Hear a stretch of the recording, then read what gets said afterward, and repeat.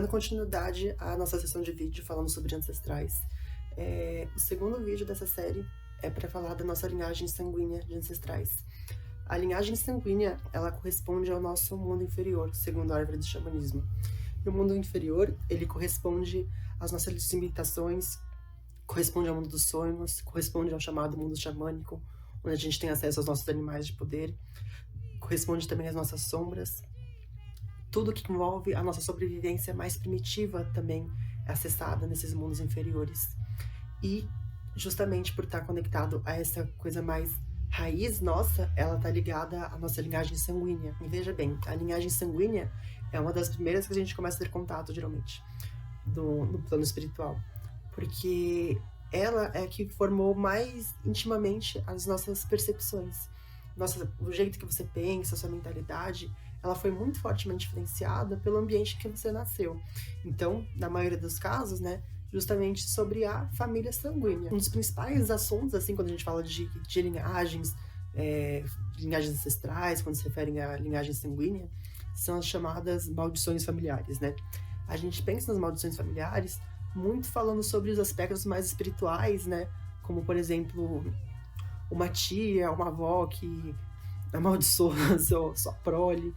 E aí, enfim, aí depois repara que nenhum homem daquela família consegue, por exemplo, se manter em um relacionamento amoroso, ou que não consegue, nenhum deles conseguiu ter um imóvel, nenhum deles conseguiu ter alguma aquisição financeira, seguindo um padrão muito claro, né? Justamente através dessas maldições. Mas a gente tem que pensar também que, além desses aspectos espirituais, que é o que a gente gosta mais de meter as caras, né? De ir lá e fazer feiticinho e trabalhar espiritualmente para ver como que pode resolver a situação. Claro, muito, muito importante você realmente enfrentar isso e, sabe, use suas ferramentas. Use oráculos, use tarô para conferir o que está acontecendo. Analise, né, os seus ancestrais, os aspectos da vida dele para tentar chegar em algum padrão, para ver se tem alguma coisa ou não. Mas também a gente não pode esquecer daquelas que não estão necessariamente ligadas a aspectos mais espirituais, né? Justamente por esse ponto que eu falei da criação, que envolve a nossa linhagem sanguínea, a gente tem umas maldições que não são tão espirituais. Elas são muito, muito mais ligadas à forma que nós somos criados. Então, por exemplo, uma geração inteira de mulheres em que acham que tem que ter aquela situação de subserviência ao homem, e aí você vai passando para sua filha que, olha, você tem que ser comportadinha, porque, né, o marido é o seu senhor. E, sabe, se você for ver coisa de 40 anos atrás, né, não faz nem tanto tempo, assim. 40 anos atrás, a mulher ainda tinha que chamar o marido de meu senhor, e tinha que pedir permissão para namorar, e tinha todas aquelas limitações. Então a gente vê ali muito, muito claramente que há todo um padrão, uma caixinha de pensamentos que ela é passada para frente de acordo com as gerações. Então a gente tem que também se debruçar sobre elas, né? Sobre os aspectos mais sutis do psicológico, do mental, porque nem só de feiticinho que você vai ter um bom contato com sua linhagem sanguínea. Para você entrar em contato com sua linhagem sanguínea, é importante também que você faça uma boa pesquisa histórica sobre os seus ancestrais. E aí eu te digo também que nem só de pesquisar em registro, em cartório e coisas assim, você terá grandes progressos. Aliás, os maiores progressos que eu obtive relacionado à minha linhagem sanguínea foi justamente conversando com os mais antigos, conversando com os mais velhos, recolhendo suas histórias, recolhendo tudo que eles lembravam sobre seus anteriores, sobre seus pais, sobre seus avós, sobre seus tios. E aí eu consegui ter um quadro muito mais completo. E aí, nessa sua família, você pode ter um ancestral católico que era extremamente fervoroso, mas adorava fazer uma magia. Eu mesmo tenho uma que era extremamente católica e ela era benzedeira, ela adorava pegar ainda não sei como que era a técnica, eu estou insistindo muito para ela me passar esse conhecimento, mas ela pegava uns fios de barbante, cortava, jogava no azeite, a dor passava e ninguém sabe, não se preservou esse conhecimento. Mas pesquise e veja quais eram os costumes dos seus ancestrais. E não dispense uma boa conversa com seus velhos, né? Com seus queridos. Outro aspecto que a gente acaba também enfrentando quando a gente começa a fazer essa busca mais afincada sobre os nossos antecessores é que a gente acaba esbarrando com muitos segredos de família. E aí, quando a gente diz que você precisa dar luz sobre segredos de família, não é que você vai ficar expondo aquela sua tia que morreu. Você vai ficar expondo o que seu bisavô fez, o que seu bisavô desfez, o quanto que ele era opressor, o quanto que ele era oprimido, e o que ele tinha feito de errado. Não é nada disso, né? Eu digo muito que o tempo e o amor são as chaves que curam tudo. Quando você começa a olhar com mais atenção, você vê que quase tudo que houve ali de muito complicado na sua família foram causados ou por medo, ou por insegurança. E quando a gente tira essa visão mais maniqueísta, né, onde tem o bonzinho, onde tem o mal, a gente consegue enxergar as pessoas ali. E isso é muito bom, porque ela te dá mais um carinho a mais para você lidar com as pessoas que estão aqui. Entender que não existe muito um vilão da história e você é o bonzinho sempre. As coisas são bem mais, né, nos 50 tons de cinza. Se fosse preto no branco, tudo seria muito, muito mais fácil. De posse desses segredos de família, não queira também agir como um mediador ali, colocando duas pessoas que se desentenderam para dentro do seu rito, para se acertarem. Não é o seu papel. Eles vão se entender em um dado momento, ou também se não se entenderem, não é você que vai meter o nariz lá onde não é chamado. Então, o mais importante é você pegar essas informações e não perpetuar. Entender o que estava acontecendo e como que você vai transmitir para seus próximos, ou para os seus próximos, tanto, né, os descendentes, quanto os que estão aqui com você agora. É muito importante esse aspecto de cura, porque não existem apenas espíritos individuais na nossa família. O conjunto deles forma o espírito familiar também. E é importante que a gente consiga atuar sobre esse espírito familiar com cura, nutrindo, acolhendo, de uma forma que esse espírito se torne fortalecido também para as próximas gerações. Nós acabamos nos esquecendo também, com uma certa ingratidão, inclusive, é que a gente vive muito do que era sonho dos nossos ancestrais. Eu já acabei falando isso no vídeo anterior. Mas também faça essa pesquisa. Pesquise, tente, através de conversas, entender quais eram os sonhos dos seus ancestrais. Vê que muitos deles tinham sonho de ter uma alimentação, sonho de ter um teto para pôr a cabeça e dormir embaixo. Analise tudo isso e reconheça todos os seus privilégios. E reconheça que você vive a grandiosidade do sonho dos seus ancestrais. E pense também o que você está sonhando, o que você está nutrindo, o que você está tecendo para os que virão depois. Será que você está contribuindo para que a próxima levada que vai vir viva de uma maneira melhor, ou será que você está contribuindo para que seja um lixo?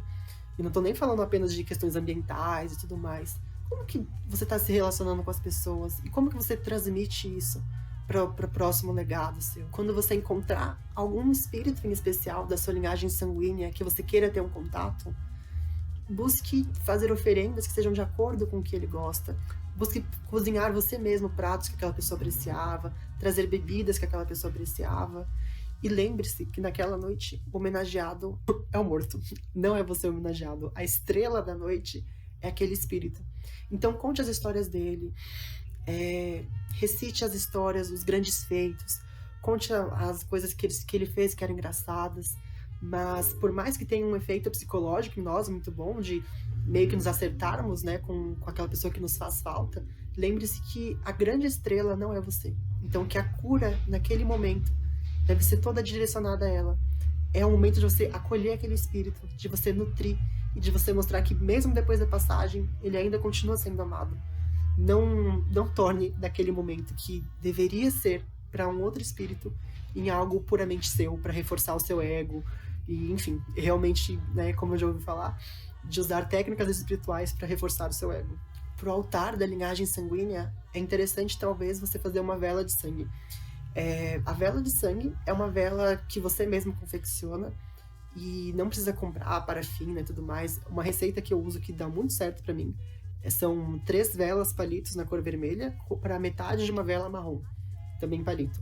E aí você derrete ali num banho-maria e o paviozinho vende em própria loja de confecção de velas. É bem baratinho, você compra um estojinho R$5 e vem diversas. E aí você encaixa ali esse cabinho na parafina que está derretida.